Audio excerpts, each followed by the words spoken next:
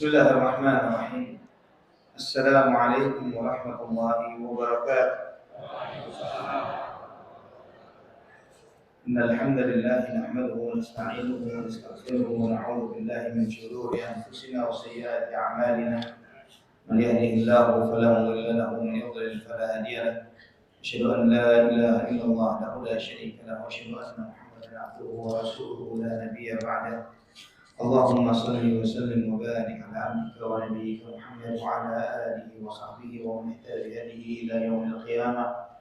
Qala Allah jalla wa ala ya ayyuhalladzina amanu taqullaha haqqa tuqatih wa la tamutunna illa wa antum muslimun. Amma ba'd. Ikhwani wa akhwati fillah rahimani wa rahimakumullah. Alhamdulillah, segala puji bagi Allah Subhanahu wa taala atas segala nikmat yang Allah berikan kepada kita, yang sampai hari ini menjadikan kita di antara hamba-hambanya yang beriman kepada Allah Subhanahu wa taala, yang sampai hari ini kita dijadikan sebagai hamba-hambanya. Kita tidak beribadah kecuali hanya kepadanya, mengharapkan ridha-Nya, berjalan dalam kehidupan ini dengan mensyukuri segala nikmatnya, sabar terhadap ujian-ujiannya, dan kemudian ketika kita terjerumus dalam kesalahan dan dosa kita bertaubat, memohon ampun, meminta maaf kepada Allah Subhanahu wa taala yang Maha Pengampun dan Maha Pemaaf. Ikhwatal iman rahimani wa rahimakumullah, setiap kita menyadari bahwa iman akan memberikan keselamatan bagi orang yang beriman kepada Allah Subhanahu wa taala. Iman itu akan mengantarkan mereka, orang-orang yang beriman, kepada hidayah dan petunjuk. Sebagaimana yang Allah Subhanahu wa taala firmankan di dalam surat Yunus ayat 9. Allah berfirman, innal ladzina amanu wa 'amilus salihati yahdihim rabbuhum bi imanihim tajrihim min tahtihimul anharu fi jannatin na'im. Sesungguhnya orang yang beriman dan beramal saleh, Tuhan mereka akan memberi petunjuk kepada mereka dengan iman mereka. Tajri min tahtihimul anhar fi jannatin na'im. Mengalir di bawah mereka sungai-sungai di dalam surga-surga yang penuh dengan kenikmatan. Allah Subhanahu wa taala menunjukkan di dalam ayat ini bahwa seseorang yang cenderung untuk baik akan terus diarahkan oleh Allah menuju kepada kebaikan. Orang yang mencari kebenaran akan terus diarahkan oleh Allah kepada kebenaran. Yang pastinya yang seperti ini dengan ketentuan dan syaratnya, yang insya Allah kita akan bahas pada kesempatan ini. Bagaimana atau iman yang seperti apakah yang akan menyelamatkan orang yang beriman. Ikhwatal iman rahimani wa rahimakumullah. Seorang yang beriman, jika imannya benar, maka iman itu akan menyelamatkan dia dari kekekalan di api neraka. Sampai dalam hadis syafaat yang sangat panjang, sebagaimana di dalam Sahih Bukhari dan yang lainnya, ketika orang-orang beriman meminta kepada Allah Subhanahu wa taala, ya Allah, mana teman-teman kami yang dahulu bersama kami di dunia, yang dahulu sholat bersama kami, beribadah bersama kami, ngaji bersama kami, kenapa kok kami tidak melihatnya sekarang? Maka mereka merengek, mereka meminta. Akhirnya Allah Subhanahu wa taala memerintahkan kepada mereka, orang-orang beriman yang terus meminta ini, lihatlah ke neraka. Cari teman-temanmu itu yang ada di neraka. Maka orang-orang mukmin itu pun masuk ke neraka dan Allah menjaga fisik mereka dari sentuhan api neraka, mencari teman-temannya. Orang-orang yang mereka kenal, sahabat-sahabat mereka keluarkan. Yang pasti adalah yang seiman, yang imannya benar. Dan kemudian setelah itu ikhwatal iman, Allah Subhanahu wa taala memerintahkan, jika kamu mendapati ada orang yang imannya sebesar dinar di dalam hatinya, keluarkan dia dari api neraka. Maka dikeluarkan manusia yang sangat banyak. Kemudian setelah dikeluarkan, Allah berfirman lagi, jika kamu dapati ada orang yang imannya sebesar dirham, keluarkan dia dari api neraka. Dikeluarkan dari manusia yang sangat banyak. Sampai Allah berfirman, akhriju minan nari man kana fi qalbihi mithqalu habbatin min khardalin min iman.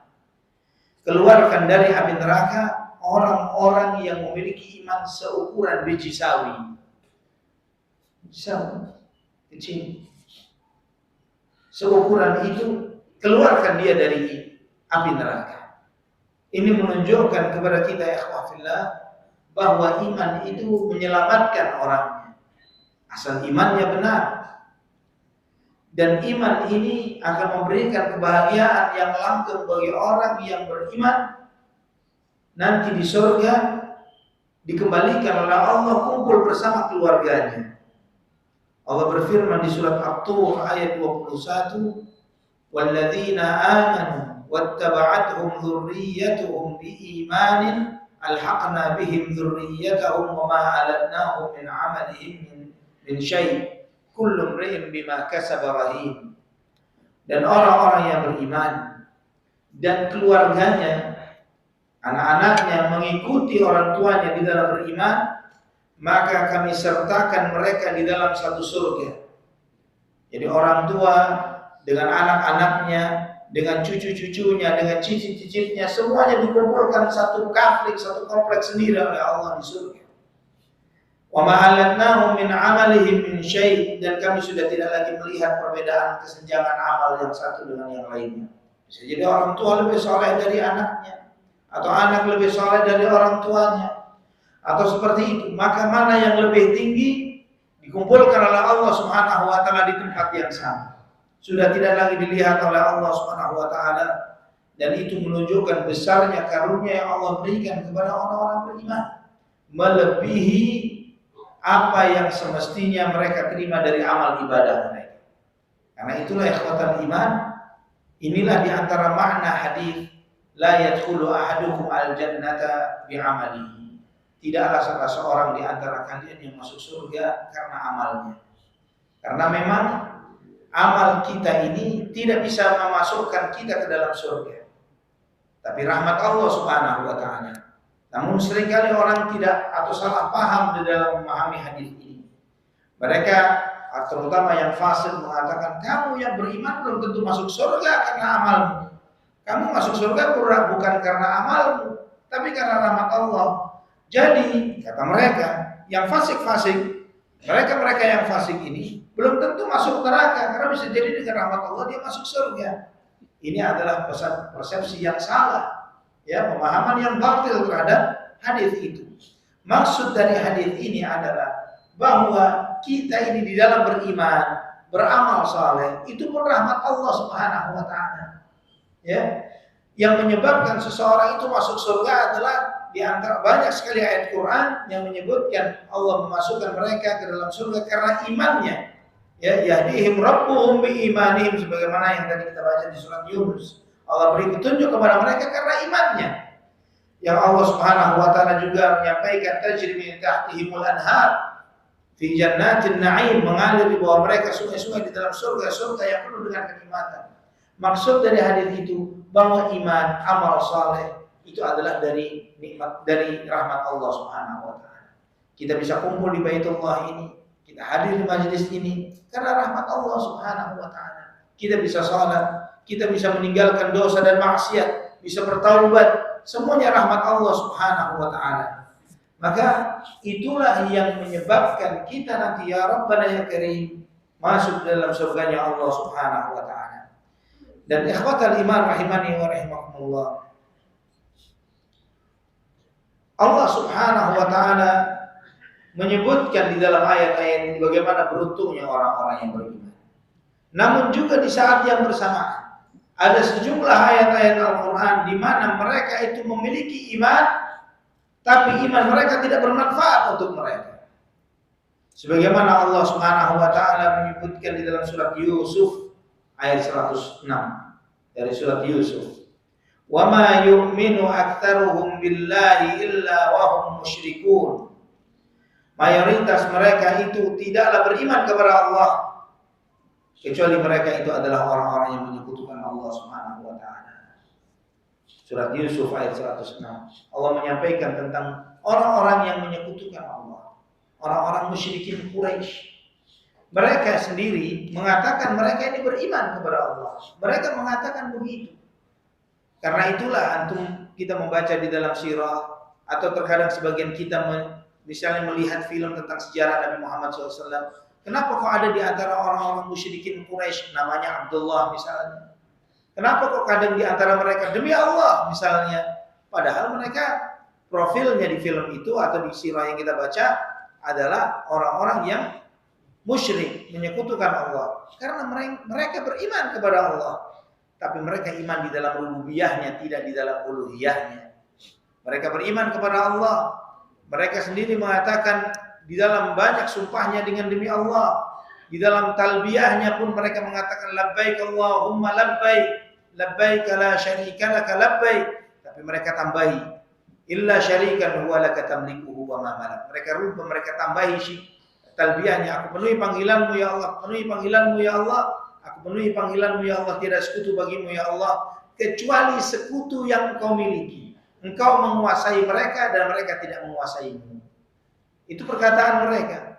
Bahwa mereka itu beriman kepada Allah. Mereka menjalankan ibadah, mereka juga membangun Ka'bah, mereka melakukan tawaf, mereka melakukan ibadah haji, mereka memberi makan dan minum kepada jamaah haji, dan banyak lagi ibadah yang mereka lakukan. Tapi iman mereka tidak bermanfaat. Wa ma yu'minu aktsaruhum billahi illa wa hum musyrikun. Mereka tidak beriman kepada Allah kecuali mayoritas mereka adalah orang-orang yang menyekutukan Allah Subhanahu wa taala. Allah juga menyampaikan di surat Ghafir ayat 84 dan 85. Di surat Ghafir, "Falamma ra'au ba'sana qalu amanna billahi wahdahu wa kafarna bima kunna bihi musyrikin." Falam yaku yanfa'uhum imanuhum lamma ra'au ba'sana sunnatullahi allati qad khalat fi ibadihi wa khasira hunalikal kafirun. Surat Ghafir ayat 84 dan 85. Ketika mereka melihat azab kami, melihat azab Allah Subhanahu wa taala, di saat itu baru mereka berkata, amanna billahi wahdah. Kami beriman hanya kepada Allah saja. Wa kafarna bima kunna bihi musyrikin.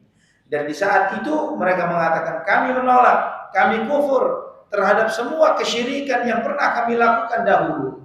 Falam yaku yanfa'uhum imanuhum lamma ra'au ba'sana. Maka iman mereka tidak memberi manfaat sama sekali. Allah sampaikan iman mereka di saat itu ketika mereka melihat azab Allah Subhanahu wa taala tidak akan bermanfaat bagi mereka ketika mereka melihat azab kami turun. Sunnatullahi allati qad khalat fi ibadihi wa khasira hunalikal kafirun. Itulah ketetapan Allah, itulah sunnatullah yang telah berlalu kepada seluruh hamba-hambanya, dan di saat itu merugilah orang-orang kafir. Allah menyampaikan di dalam ayat ini bahwa iman tidak akan bernilai dan bermanfaat ketika seseorang sudah melihat azab Allah. Iman itu ketika di dalam keadaan tidak ada azab, diberikan ujian, kemudian dia diberikan ujian berupa perintah dan larangan, dia berusaha untuk menjalani perintah dan menjauhi larangan. Namun kalau sudah turun azab, maka iman pada saat itu tidak akan memberikan manfaat. Ikhwatal iman rahimani wa rahimakumullah. Juga di surat Al-An'am ayat 158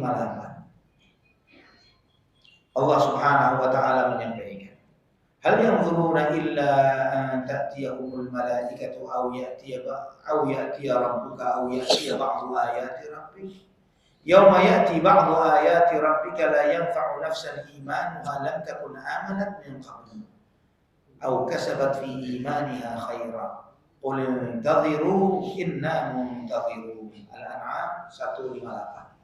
Al-An'am ayat 158. Apa yang mereka tunggu? Apa yang mereka tunggu? Kecuali datangnya malaikat. Itu malaikat pencabut nyawa yang mencabut nyawa mereka. Atau datangnya Tuhanmu, datangnya Allah nanti pada yaumul hisab. Atau datangnya sebagian dari kebesaran Tuhanmu, tanda-tanda kebesaran Tuhanmu. Yaitu turunnya azab kepada suatu masyarakat atau suatu kaum. Yauma ya'ti ba'du ayati rabbik, ketika datang sebagian dari tanda-tanda kebesaran Tuhanmu itu, turunnya azab Allah kepada suatu kaum. La yanfa'u nafsan imanuha lam takun amanat min qabl. Maka jika pada saat itu dia baru beriman, maka tidak akan memberikan manfaat iman itu bagi orang tersebut jika sebelumnya dia tidak beriman, aw kasabat fi imaniha khaira, atau dia beramal baik untuk imannya. Qul intadhiru inna muntadhirun. Katakanlah, silakan kalian menunggu, sama kami juga menunggu. Kalian menunggu, kami menunggu. Kami menunggu datangnya ketentuan Allah Subhanahu wa taala yang memberikan rahmat kepada kami. Dan kalian menunggu azab Allah Subhanahu wa taala. Ikhwatal iman rahimani wa rahimakumullah. Sebagian para ulama menafsirkan ayat ini ya di surat Al-An'am ini, yang dimaksud sebagian dari tanda kebesaran Allah adalah terbitnya matahari dari barat. Ya, ketika matahari itu terbit dari barat, maka tidak akan bermanfaat semua iman yang jika sebelum itu mereka tidak beriman. Sebagaimana di dalam Sahih Muslim dari hadits Abu Musa al-Asy'ari radhiyallahu anhu, Nabi sallallahu alaihi wasallam bersabda, "Inna Allah yabsutu yadahu bil-laili liyatuba musii'an nahari wa yabsutu yadahu bin-nahar liyatuba musii'ul lail hatta tatlu'a asy-syamsu min maghribiha." Sesungguhnya Allah membentangkan tangannya di malam hari agar untuk mengampuni orang-orang yang berbuat dosa di siang hari. Allah membentangkan tangannya di siang hari untuk mengampuni orang-orang yang berbuat dosa di malam hari sampai matahari terbit dari barat. Ketika matahari terbit dari barat, selesai sudah. Allah Subhanahu wa taala tidak akan memberikan ampun, tidak akan memberikan manfaat iman bagi orang yang beriman di hari itu. Yang ada hanyalah penyesalan, dan di saat itu mereka akan menyesal dan mereka sadar kemana mereka akan ditempatkan. Bagaimana juga kita membaca di dalam Al-Quran kisahnya Fir'aun, yang dia ini sejumlah tanda kebesaran Allah tunjukkan. Namun dengan kesombongan dan kecongkakannya dia tidak mau beriman. Dia terus menolak. Dia terus menutupi semua kebenaran itu dengan kesombongannya. Ditolak semua kebenaran itu. Semua kekalahan tukang-tukang sihirnya dia. Kemudian berubahnya sungai Nil jadi darah. Munculnya kodok, munculnya wabah, belalang, dan sejumlah fitisnya ayat. 9 tanda-tanda kebesaran Allah. Setiap turun tanda kebesaran Allah, Nabi Musa, dia kewalahan dan minta tolong kepada Nabi Musa. Wahai Musa, tolong mintakan kepada Tuhanmu untuk menghentikan musibah ini. Terus begitu. Dan Nabi Musa mengatakan, laqad alimta ma anzala haula'i illa rabbul alamin. Kamu tahu, wahai Fir'aun, yang menurunkan ini semua bencana, musibah, bala adalah Allah Subhanahu wa taala. Yang ikhwatal iman di zaman kita pun sejumlah tanda-tanda kebesaran Allah tunjukkan. Namun tidak sedikit dari manusia, oh ini cuma bencana alam biasa. Oh ini cuma begini. Oh ini bukan, enggak ada kaitannya dengan maksiat dan dosa. Ini enggak ada hubungannya dengan ini dan seterusnya. Mereka terus menutupi, mengingkari semua peringatan-peringatan Allah. Seakan-akan Allah Subhanahu wa taala tidak memberikan pesan kepada mereka dari apa yang terjadi ini. Nah, ketika di akhirnya sebagaimana Allah firmankan di surat Yunus ayat 90 dan 91. Wajawazna bi bani Israil al-bahr fa'atba'ahum fir'aun wa junuduhu baghyan wa 'adwa hatta idza adrakahu al-gharq qala amantu annahu la ilaha illa alladhi amanat bihi banu Israil wa ana minal muslimin. Al-an wa qad 'asaita qablu wa kunta minal mufsidin. Surat Yunus ayat 90 dan 91. Dan kami lewatkan Bani Israel itu melewati lautan yang dikeringkan oleh Allah. Dan dia diikuti oleh Fir'aun dan bala tentaranya dengan penuh kezaliman dan kebencian.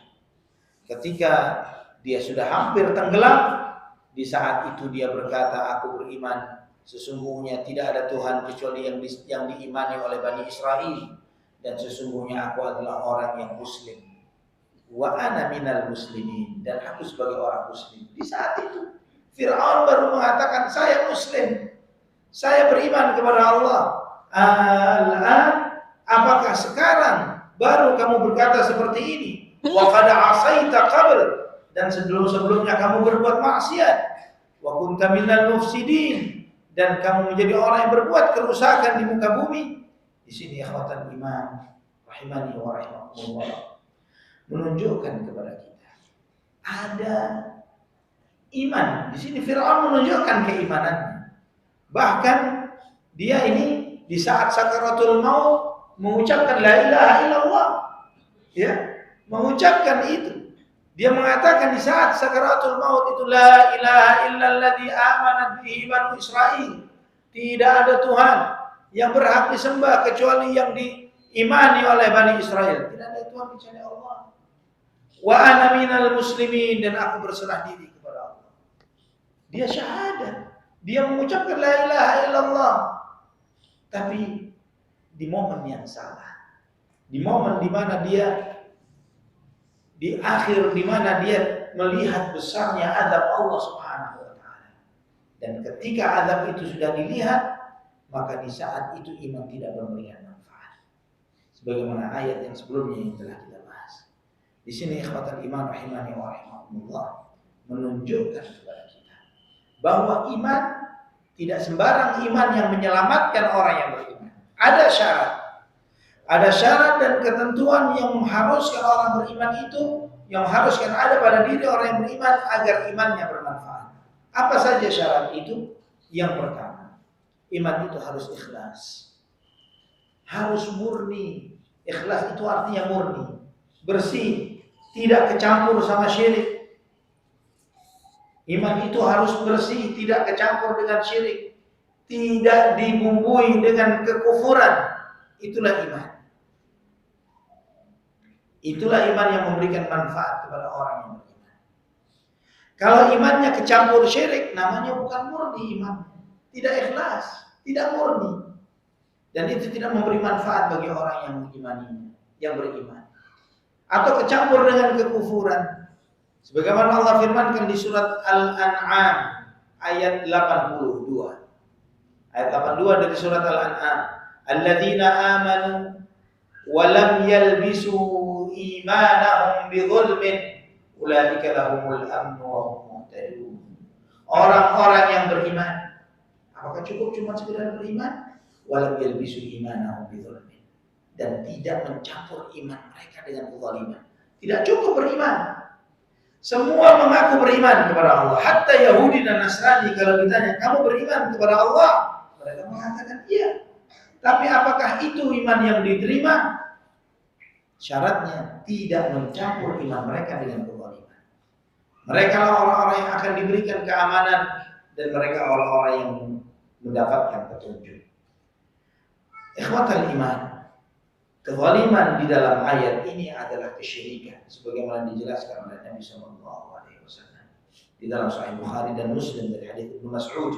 Ketika turun ayat ini membuat sedih para sahabat, membuat berat hati mereka. Mereka mengatakan, ya Rasulullah, ayyuna lam yalbas imanahu bidzulmin. Siapa di antara kita yang imannya enggak dicampur dengan kezaliman? Artinya dosa sekecil apapun itu zalim. Dosa kecil itu zalim. Dosa itu kezaliman. Karena zalim itu ada 3. Ya, zalim yang tidak akan diampuni oleh Allah, zalim yang paling besar syirik. Kemudian zalim terhadap sesama yang tidak akan dibiarkan oleh Allah, pasti akan dihisab. Yang ketiga, zalim yang di bawah kehendak Allah Subhanahu wa taala. Zalim yang jika Allah menghendaki dimaafkan, jika Allah menghendaki diazab. 3 jenis kezaliman. Dzanbun dzulmun la yughfar, kezaliman yang tidak akan diampuni. Kedua adalah kezaliman yang tidak akan dibiarkan oleh Allah. Artinya pasti dihisab. Itu zalim ke orang lain, apapun bentuknya. Ketiga, zalim terhadap diri sendiri. Zalim di bawah kehendak Allah. Jika Allah menghendaki, Allah maafkan. Jika Allah kehendaki, Allah azab. Maka ketika para sahabat membaca ayat ini, mereka mengatakan, siapa kita yang tidak pernah zalim ya Rasulullah? Kita pasti kecampur dengan kezaliman. Maka Nabi SAW bersabda, innahu laisa bidzak. Bukan itu maksudnya. Ala tasma' ila qauli Luqman libnihi. Apakah kamu tidak memperhatikan perkataan Luqman kepada putranya? Ya bunayya la tusyrik billah, inna syirka la dzulmun 'adzim. Wahai anakku, jangan kamu berbuat syirik. Karena kesyirikan itu kezaliman yang besar. Di sini menunjukkan kepada kita. Ya, di surat Al-An'am ini ayat 82 ini menunjukkan kepada kita bahwa tidak cukup beriman. Harus iman itu enggak kecampur syirik. Kalau misalnya sholatnya khusyuk, sekhusyuknya dia ketika di kuburan, waktu zikir di depan kuburan, ini sholat ini adalah iman yang kecampur syirik. Ya, yang ketika di kuburan juga khusyuk, berharap kepada selain Allah. Di dalam doa dan panjatannya bukan cuma Allah. Kadang ya Husain, kadang ya Ali, kadang ya Habib ini, kadang ya Syekh itu, ya Badawi, ya Jailani, dan yang semisalnya. Maka ini adalah iman yang kecampur dengan syirik. Seorang yang bertauhid kepada Allah sebagaimana kita baca dalam kisah-kisah di dalam Al-Quran, tidak ada seorang nabi pun yang memanjatkan doa kepada selain Allah. Tidak ada seorang nabi minta kepada selain Allah. Semuanya Allahumma Rabbi. Semuanya begitu. Kemudian diprofilkan di zaman kita sejumlah orang yang digambarkan sebagai orang yang katanya saleh, tapi kemudian kerjaannya ngajak orang berbuat syirik. Ya. Ngajak ibadahnya untuk meramaikan bukan rumah-rumah Allah, tapi kuburan-kuburan keramat. Mengajak ke sana dan ke sini, mengajak untuk di dalam ibadahnya itu menyebut nama-nama selain Allah di dalam doa dan ibadahnya. Dan kemudian mereka mengatakan beriman. Iman yang benar adalah iman yang murni, yang mukhlis, ikhlas. Yang namanya murni itu nggak ada campurannya. Kalau masih ada Allah dan yang lain selain Allah ini nggak murni. Itu iman yang kecampur. Dan syaratnya Allah menjadikan iman itu yang bermanfaat. Alladzina amanu walam yalbisu imanahum bidzulmin. Orang yang beriman dan tidak mencampur iman mereka dengan kesyirikan, mereka lah orang-orang yang mendapatkan keamanan dan mereka adalah orang yang mendapatkan hidayah. Maka ikhwah fillah, orang yang sekali waktu beriman, sekali waktu kufur, ya, dia terlihat bahwa sekali waktu dia beribadah kepada Allah, sekali waktu dia juga hadir di tempat-tempat ibadah selain Allah, maka ini adalah iman yang kecampur-campur, iman yang tidak murni, iman yang dicampur dengan kesyirikan, tidak akan memberikan manfaat. Orang-orang musyrik Quraisy, mereka juga beribadah kepada Allah. Ya, antum di kajian-kajian Anas ketika menyampaikan tema yang biasa Anas sampaikan terkait dengan Qawaidul Arba', disampaikan oleh panitia sudah ada ustaz yang ngajar Qawaidul Arba'. Ya, Ushulul Tsalatsa sudah ada ustaz yang ngajar Ushulul Tsalatsa. Ini semua tema kitab tauhid sudah dikaji di tempat ini. Masya Allah, ini sudah lulus S1. Ya, Masya Allah, semua kajian ya, sudah selesai semua. Allah barik fikum. Ya, yang harusnya memberikan pesan, memberikan bekal yang kuat di dalam memahami tauhid dan kemudian untuk mendakwakan tauhid ini kepada yang tidak paham.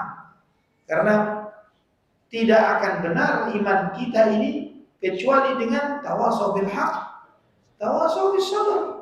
Enggak boleh dia disimpan ilmunya sendirian, tapi dia harus tularkan kepada yang lain yang belum paham. Saling menasihati dengan kebenaran dan saling menasihati dengan kesabaran. Ikhwatal iman rahimani wa rahimakumullah. Di dalam kajian-kajian seperti Qawaidul Arba', kajian dalam Kasyfus Syubuhat, ya, dalam kitab-kitab ini semuanya disampaikan bahwa orang-orang musyrikin Quraisy, mereka ini juga beribadah kepada Allah. Mereka juga melakukan ibadah seperti mereka tawaf, mereka juga menyembelih hewan kurban, mereka juga membangun Ka'bah dan banyak lagi hal-hal besar, ibadah-ibadah besar yang mereka lakukan. Dan tidak sedikit mereka di dalam ibadah itu mereka lakukan karena Allah. Tapi masalahnya adalah di samping mereka nyembah Allah juga nyembah yang lain. Itu masalahnya. Waktunya nyembah Allah, nyembah Allah. Waktunya nyembah Lata Uzza, nyembah Lata Uzza. Tidak murni. Ya. Maka apa yang Allah sampaikan kepada mereka? Qul ya ayyuhal kafirun la a'budu ma ta'budun wa la antum a'bidun ma a'budu. Di surat Al-Kafirun. Allah tidak menganggap ibadah mereka kepada Allah, tidak dianggap oleh Allah. Ibadah mereka tidak menjadikan mereka sebagai muslim, tapi kafir. Karena apa? Tidak murni. Ya, seperti orang yang mencampur salatnya atau ibadahnya, tauhidnya dengan kesyirikan, seperti orang yang mencuci pakaian najisnya dengan air kencing, atau seperti salat dengan pakaian yang najis. Ya, sebagaimana disampaikan oleh Syekh Muhammad bin Abdul Wahhab rahimahullah di di dalam beberapa risalahnya, yang itu menunjukkan bagaimana seorang bisa diterima ibadahnya, tauhidnya, kalau tauhidnya kecampur dengan kesyirikan. Waktunya zikir nyebut nama Allah, tapi ketika nyebut nama yang lain selain Allah, juga dengan giat dan semangat, ya, meminta kepada syekh ini, wali itu, tolong kami, beri pertolongan kepada kami. Tidak ada tempat meminta pertolongan kecuali Engkau, dan dalam banyak doa-doa mereka yang mereka panjatkan dalam qasidah-qasidahnya. Ini ikhwatal iman menunjukkan kepada kita bahwa iman yang bercampur tidak akan memberikan manfaat kepada orang yang beriman. Kemudian yang kedua, syarat iman itu adalah lahir batin. Iman yang lahir batin. Artinya, hatinya, apa yang diucapkan lisannya selaras dengan apa yang diucapkan oleh hatinya. Kalau lisannya mengucapkan iman, hatinya tidak, namanya apa? Munafik. Ya, seperti orang-orang munafik. Maka walaupun bagus ucapan mereka, tidak dinilai oleh Allah. Sebagaimana Allah firmankan di surat Al-Munafiqun ayat 1. Idza ja'akal munafiquna qalu nashhadu innaka la rasulullah wallahu yashhadu innaka la rasuluhu wallahu yashhadu innal munafiqina lakadzibun. Jika datang kepadamu orang-orang munafik berkata, kami bersaksi sesungguhnya engkau memang benar-benar utusan Allah. Allah Maha tahu engkau adalah utusannya, dan Allah bersaksi sesungguhnya orang munafik itu sungguh berdusta. Padahal ucapannya benar atau bohong? Ketika mereka mengatakan, ya Rasulullah, engkau adalah utusan Allah, ucapannya benar. Tapi Allah dustakan. Kenapa Allah dustakan? Karena apa yang diucapkan lisan tidak sama dengan yang diucapkan oleh hatinya. Ya, ikhwatal iman rahimani wa rahimakumullah. Mereka orang-orang munafik di dalam momen-momen kehidupannya mereka mengucapkan kalimat-kalimat iman sesuai dengan kebutuhannya dan kepentingannya. Dan di tempat-tempat yang lainnya bahwa mereka mengucapkan kalimat-kalimat kufur, ya, ketika mereka memiliki kesempatan untuk itu. Di surat At-Taubah ayat 74, ketika Allah Subhanahu wa taala menyingkap tentang orang-orang munafik, Allah berfirman, yahlifuna billahi ma qalu wa laqad qalu kalimatal kufr wa kafaru ba'da islamihim wa amnu bima lam yanal. Mereka bersumpah atas nama Allah bahwa mereka tidak mengucapkannya, padahal mereka telah mengucapkan kalimat kufur dan mereka telah kafir setelah keislaman mereka. Ya, ini Allah sampaikan bahwa kalimat-kalimat kufur ini kadang keluar dari orang-orang munafik. Ya, yang tidak sedikit muncul di media sosial kita. Muslim tapi kemudian mengatakan bahwa Al-Quran itu tidak selalu relevan di setiap zaman dan waktu misalnya. Ya, dia mengucapkan kalimat itu, katanya Muslim. Ya, Muslim, tapi lisannya, tulisannya, sikap-sikapnya lebih pro kepada orang-orang kafir ketimbang kepada orang-orang beriman. Ini sikapnya orang-orang munafik. Seringkali dia misalnya mengucapkan kalimat-kalimat yang menunjukkan keraguan kepada Allah, keraguan kepada Rasulullah SAW, penolakan terhadap syariat Allah, syariat Al-Quran, dan yang semisalnya. Seringkali mereka mengucapkan dan melakukan hal-hal yang seperti ini, dan mereka tetap mengatakan dirinya sebagai Muslim, padahal mereka adalah orang-orang munafik. Allahul musta'an, wala haula wala quwwata illa billah. Orang munafik tidak akan dinilai imannya, ya. Padahal munafik ini juga sholat. Kalau kita membaca profilnya orang munafik di zaman Nabi SAW, kita akan kaget-kaget. Kenapa? Karena orang munafik di zaman Rasulullah SAW juga sholat di belakang Nabi. Wa idza qamu ila sholati qamu kusala yura'una an-nasa wa la yadhkuruna Allah illa qalilan. Ketika mereka berdiri sholat dengan malas-malasan untuk pamer di antara manusia. Dan mereka tidak mengingat Allah kecuali sedikit. Mereka sholat di belakang Nabi. Berapa banyak momen jihadnya Nabi, mereka ikut berangkat jihad. Dalam banyak momen, dari sejak perang Uhud, mereka juga ikut keluar walaupun di tengah jalan mereka balik. Di perang Tabuk, perang yang paling berat pun mereka juga berangkat.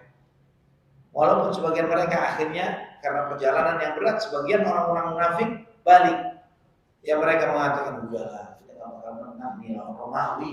Perang Tabuk itu lawan Romawi, gak bakal menang. Udah kebayang ini Nabi Muhammad SAW dan para sahabat itu bakal dibelenggu dan diikat, digiring ke bawah ke Romawi, dibawa ke Romawi. Ini bukan seperti perang di antara sesama bangsa Arab yang kecil-kecilan, ini perang besar, ini perang luar biasa. Mereka merendahkan semangat orang-orang yang berjihad di jalan Allah Subhanahu wa taala. Ini sifatnya orang munafik. Ini di antara sifatnya orang munafik. Dan itu ada di zaman Nabi. Sebelum perjalanan Nabi ke Tabuk, mereka bangun masjid di dekat Masjid Quba yang disebut oleh Allah di dalam Al-Qur'an sebagai Masjid Dirar. Masjid yang dibangun untuk mencelakai kaum muslimin, untuk tempat kumpulnya mereka. Dan mereka mengatakan bahwa kami membangun masjid ya Rasulullah, kami bangun masjid untuk sebagai, karena kami lihat masjid sudah nggak muat lagi, maka kita buat masjid yang lebih besar sebagai penampungan kaum muslimin untuk ibadah di sini. Dan kami berharap ya Rasulullah agar engkau sholat untuk peresmian masjid ini, engkau sholat di masjid ini. Nabi SAW mengatakan, iya tapi saya mau berangkat jihad nih. Nanti saja ketika pulang dari perjalanan jihad, saya akan sholat di tempat kamu. Namun Allah singkap isi hati mereka. Akhirnya Nabi SAW tidak jadi sholat di sana, dan sebaliknya Nabi SAW memerintahkan sejumlah sahabat untuk membakar masjid itu dan menghamprobokannya.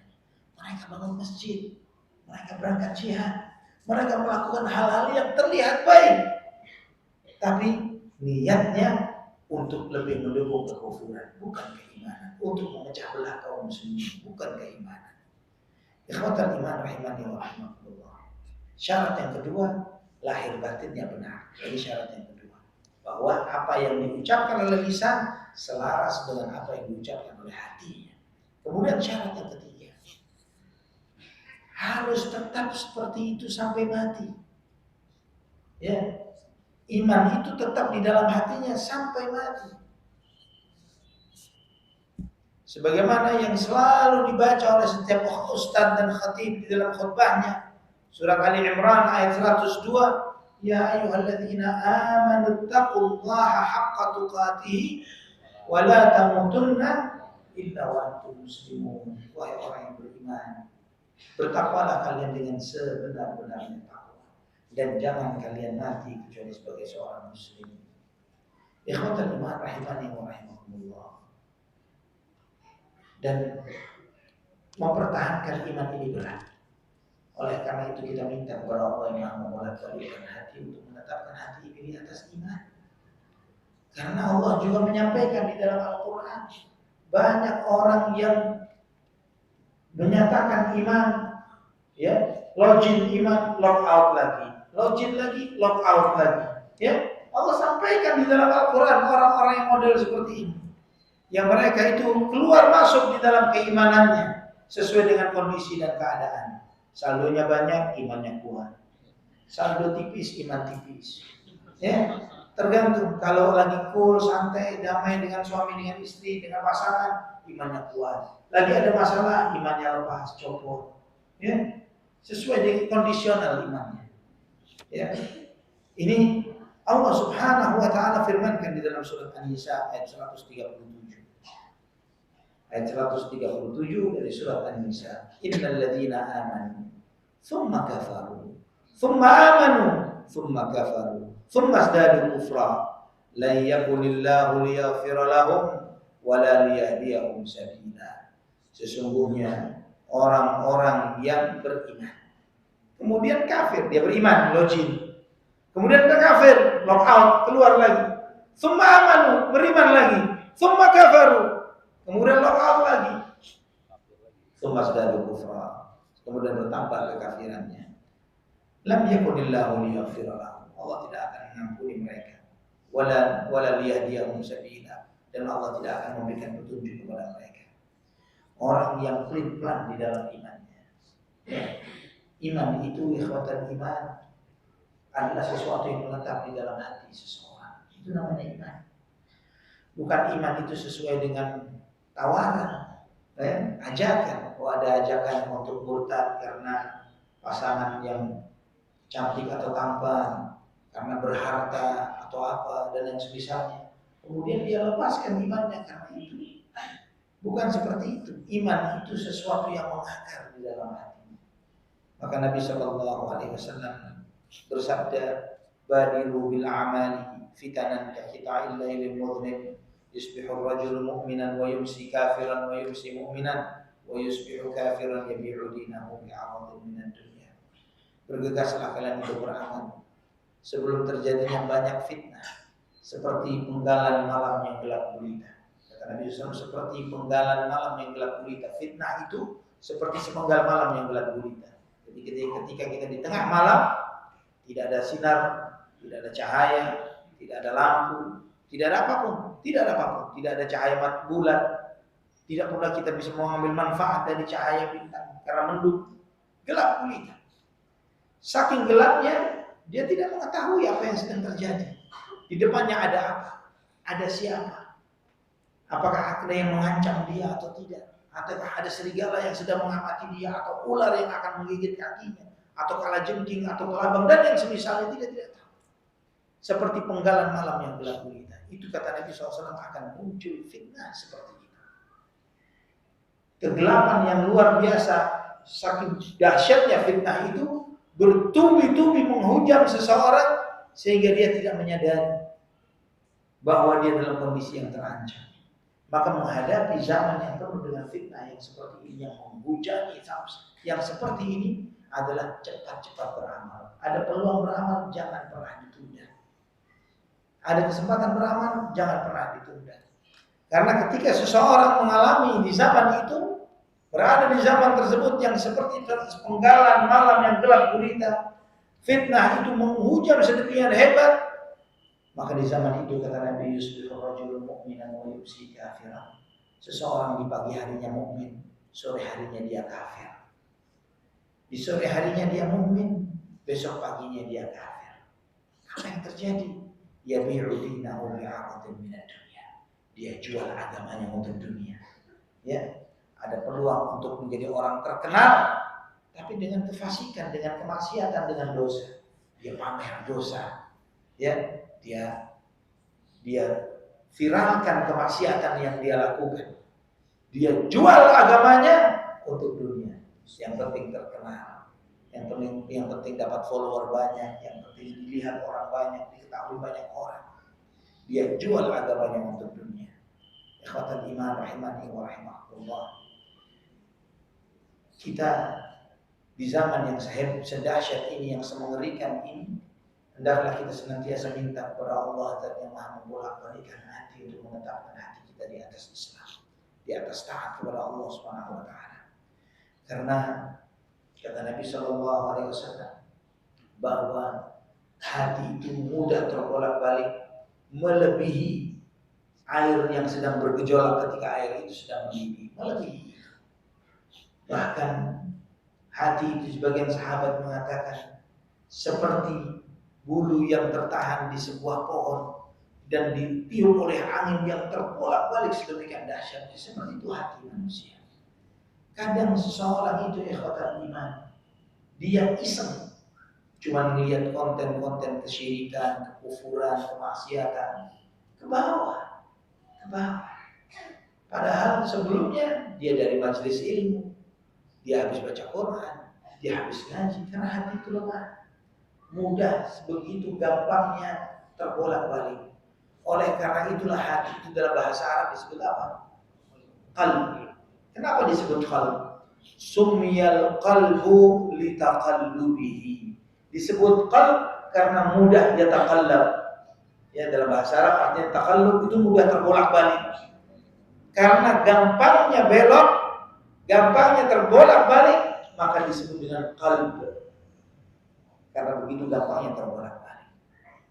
Maka sebagian salaf memperingatkan, jangan gampang-gampang nonton konten-konten syubhat. Ya, kalau di zaman salaf dulu mengatakan jangan pernah mendengarkan perkataan orang-orang sesat, ya, orang-orang yang kufur, yang syirik, yang bid'ah.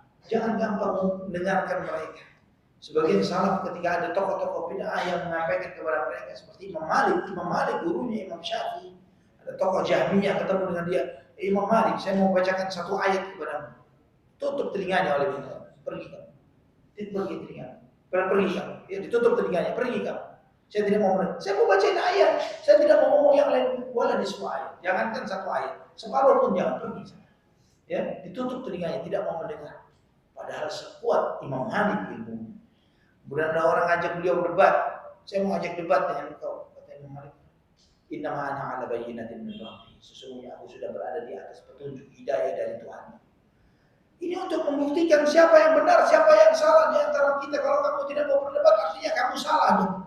Kamu salah, kamu kalah. Kata Imam Malik bin Anas, sampai kapan saya mencari benar salah itu dari kalah menang debat. Kalau hari ini saya kalah debat dengan engkau, saya katakan kamu benar. Besok kamu kalah sama orang lain. Orang itu yang benar, kamu salah. Sampai kapan saya cari kebenaran dengan cara seperti ini? Ya. Debat bukan kalah menang.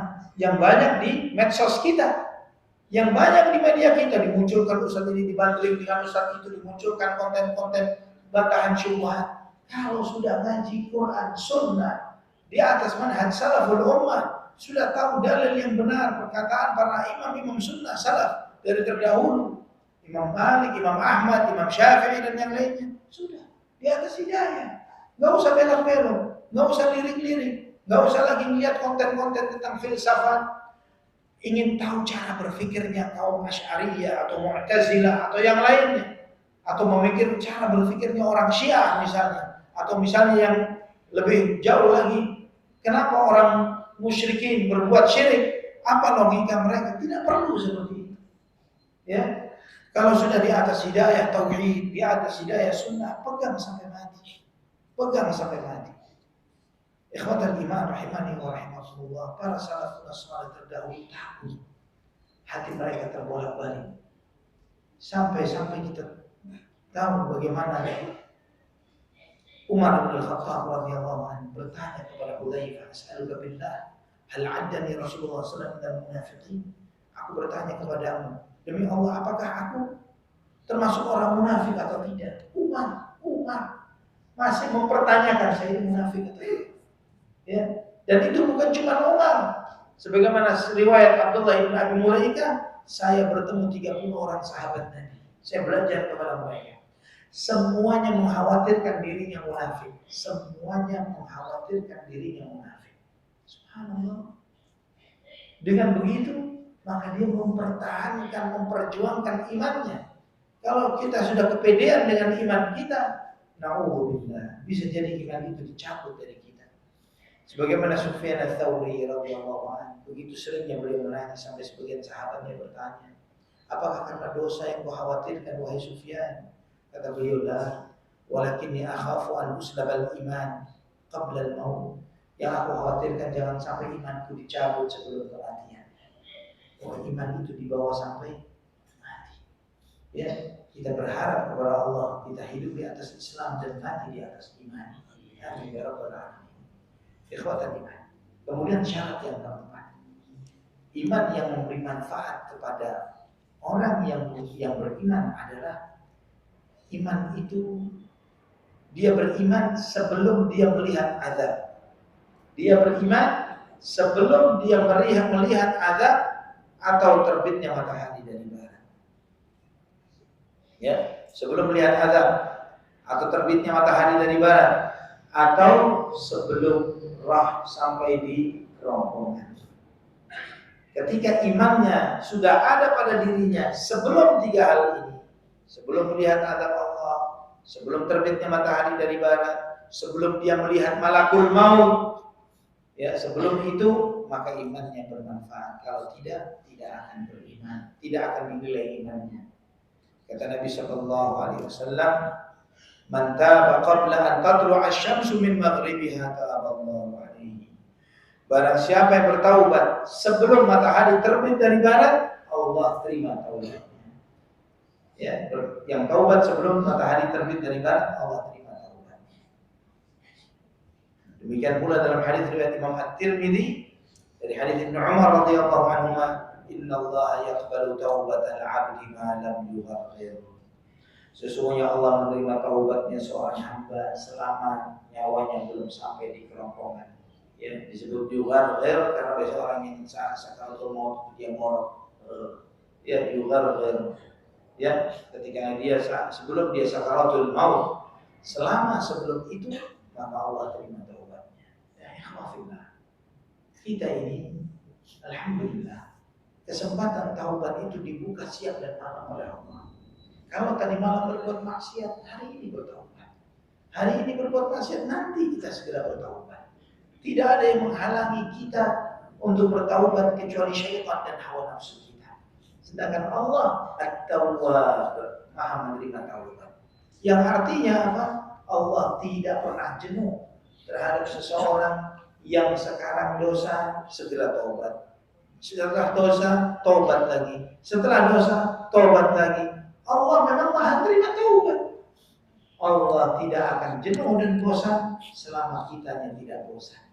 Namun kalau kitanya sudah jenuh untuk meminta taubat, di saat itulah waliyahulillah Allah menutup pintu taubatnya. Ya. Nah ini ikhwatul iman, rahimani wa rahimakumullah. Iman yang bagaimana yang memberikan manfaat bagi orang yang beriman, ada beberapa syarat dan ketentuan. Tidak cukup dengan percaya. Ya, tidak cukup dengan saya beriman. Karena kalau mengatakan saya beriman, semua mengatakan beriman. Munafikin mengatakan dirinya beriman. Ya, kalau kita tunjuk hidungnya orang-orang munafik, kamu tidak beriman, marah dia. Saya beriman, kata dia begitu. Orang-orang yang berbuat syirik, mereka mengatakan dirinya beriman. Hatta Yahudi dan Nasrani pun mengklaim dirinya beriman. Tapi tidak seperti itu. Fir'aun pun kita baca di dalam Al-Quran, dia berkata amantu birabbi Harun wa Musa, dan riwayat yang dalam salah satu surah Al-Quran dia mengatakan aku beriman kepada Tuhannya Harun dan Musa. Dia beriman kepada Allah, tapi imannya tidak dinilai oleh Allah Subhanahu wa taala karena sudah melihat azab. Ya, sudah nyawa sampai di kerongkongan, sudah melihat malakul maut mencabut nyawanya, maka iman itu tidak bernilai. Ini ikhwatul iman, beberapa syarat agar iman itu memberi manfaat bagi seseorang. Semoga Allah Subhanahu wa taala yang Maha membolak-balikkan hati menjaga iman kita, menjaga Islam kita. Semoga Allah Subhanahu wa taala menghidupkan kita sebagai muslim, sebagai orang yang beriman dan mati sebagai orang yang muslim. Sebagaimana yang Allah firmankan, wa la tamutunna illa wa antum muslimun. Jangan mati kecuali kamu sebagai seorang muslim. Dan itu menyampaikan pesan kepada kita bahwa orang itu bisa merencanakan matinya mau seperti apa. Apakah mau su'ul khatimah atau husnul khatimah. Kenapa? Karena Allah larang mati kecuali sebagai muslim. Ya, jangan mati kecuali sebagai muslim. Itu menunjukkan bahwa itu di bawah kuasa kita. Karena Allah tidak akan membebani seseorang kecuali apa yang dia mampu. Kecuali dia mampu. Tidak mungkin orang itu dibebani. Misalnya kita disuruh terbang dengan kedua tangan kita, tidak mungkin. Karena di luar kemampuan kita. Tapi ketika ada larangan, jangan mati kecuali sebagai muslim, itu menunjukkan bahwa itu di bawah kemampuan seseorang. Apakah dia mau mati husnul khatimah atau mati su'ul khatimah sesuai dengan bagaimana dianya, bagaimana menata hatinya, bagaimana menata imannya, bagaimana menata Islamnya. Ini ikhwatul iman. Semoga apa yang kita kaji ini memberi manfaat bagi kita. Dan sebelum saya tutup ada beberapa pertanyaan di sini.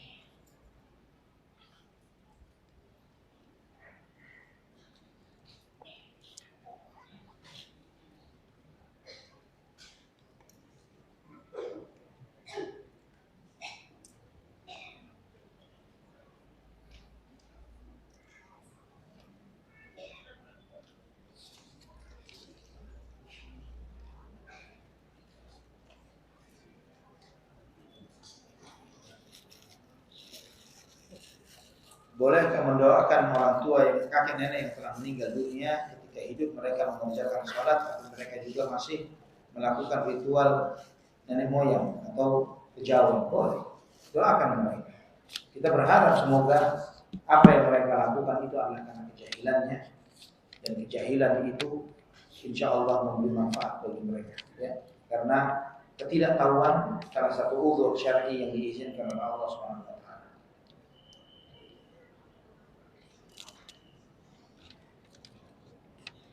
Acara ritual bid'ah dalam rangka apapun tidak boleh dihadiri oleh seorang muslim. ya, yasinan, tahlilan dan misalnya dalam ritual dalam konteks apapun tidak boleh dihadiri oleh seorang muslim.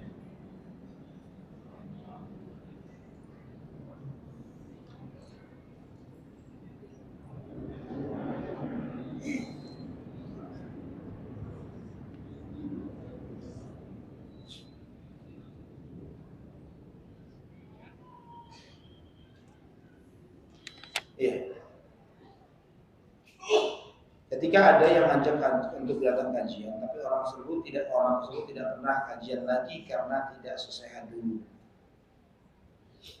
Ya, dengan mengucapkan lawan dong setannya, apakah itu pantas diucapkan? Pantas. Ya, karena ketika orang itu tidak sehat tidak dipaksakan, ya, tidak bisa dipaksakan karena dia tidak sehat. Jadi boleh dia menasihati orang lain, misalnya orang tua terhadap anaknya. Dia menyuruh anaknya untuk sholat di masjid. Tapi kalau orang masyarakat dalam satu kondisi dia sakit misalnya, apakah karena dia sakit dan dia tidak ke masjid, kemudian itu menjadi alasan dia untuk tidak menyuruh anaknya ke masjid? Ya tetap dia nyuruh anaknya ke masjid. Nah, tetap ke masjid, walaupun dianya tidak ke masjid karena dia uzur, tapi tidak untuk anaknya. Allah Subhanahu sampai sini alhamdulillah. Aku lakukan hada subhanallah wa bihamdihi. Asyhadu an la ilaha illa anta astaghfiruka wa atubu ilaik. Wassalamualaikum warahmatullahi wabarakatuh.